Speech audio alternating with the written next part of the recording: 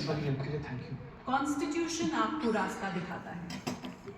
Ma'am politicians का कितना interfere रहता है? हमारी मम्मी को पता है कि उनको वो अपना अल्जाइमर काम करते हैं और आप अपना। पर दोनों का मकसद एक ये ही झूठ होता बोल के पैसे लेना।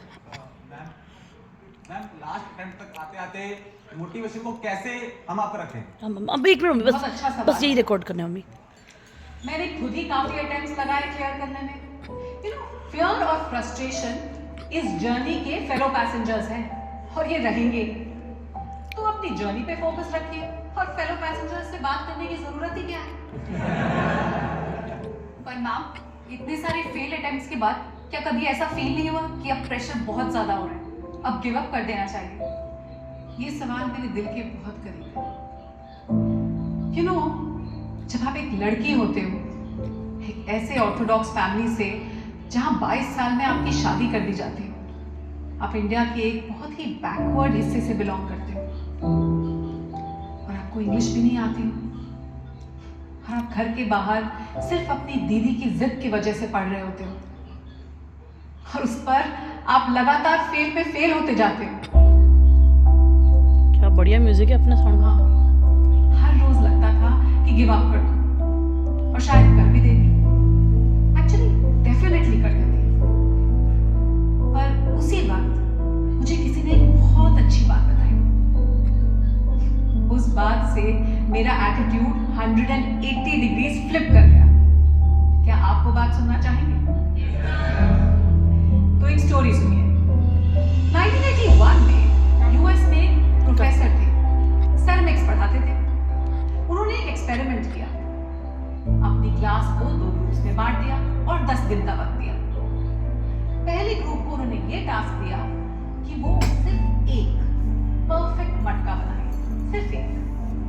और दूसरी ग्रुप को ये टास्क दिया कि वो जितने हो सके मैक्सिमम मटके बनाए और क्वालिटी की चिंता बिल्कुल न करें। दोनों ग्रुप्स ने अपना काम शुरू किया। 10 दिन बाद जब रिजल्ट्स आए तो खुद प्रोफेसर ही हैरान हो गए, क्योंकि दूसरे ग्रुप ने न केवल पहले ग्रुप से ज्यादा मटके बनाए, बल्कि हर मटका was better looking, was almost perfect। सब सोच रहे थे कि ये कैसे हो गया? आप जानते हो ये कैसे हुआ? क्योंकि पहला ग्रुप जो है वो सिर्फ इसी बात को लेकर अटका रहा कि एक मटका बनाना है, इसको परफेक्ट कैसे बनाए। तो उन्होंने सारा टाइम परफेक्शन में ही गुजार दिया, जबकि दूसरे ग्रुप ने एक बार कोशिश की और बहुत बुरे मटके बनाए। पर उन्होंने उसको इम्प्रूव किया और दोबारा कोशिश करके फिर से मटके बनाए। वो फेल हुए पर इम्प्रूव करते रहे और ऐसे ही अपनी गलतियों से सीखते सीखते उन्होंने शानदार मटके बनाए। तो इसीलिए आप अपनी गलतियों से डरिए मत, भागिए मत। अपनी गलतियों से सीखिए, अपने फेलियर से सीखिए और आगे बढ़ते जाइए।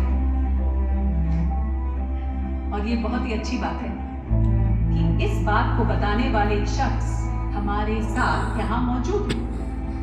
पर आप उनसे पहली बार मिलोगे ना तो लगेगा जिंदगी बहुत ही होपलेस है। पर प्रकाश साहब, इट वर्कड फॉर मी। बेटा यू वर लकी। अगर ये पॉटवेल एक्सपेरिमेंट मैंने पहले पढ़ लिया होता तो मैं भी अपना चौथा अटेम्प्ट देता और फिर आज पोडियम पर तुम्हारी जगह मैं खड़ा होता। पर इट्स ओके साहब, जो फेल होता है ना वही बता सकता है कि कहां गलतियां ना करें।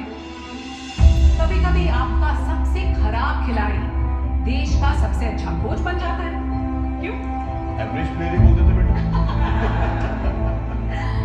तो आप सब डटे रहिए, फेलियर से मत भागिए, क्योंकि फेलियर ही आपको सिखाता है और फेलियर ही आईएएस बनाता है।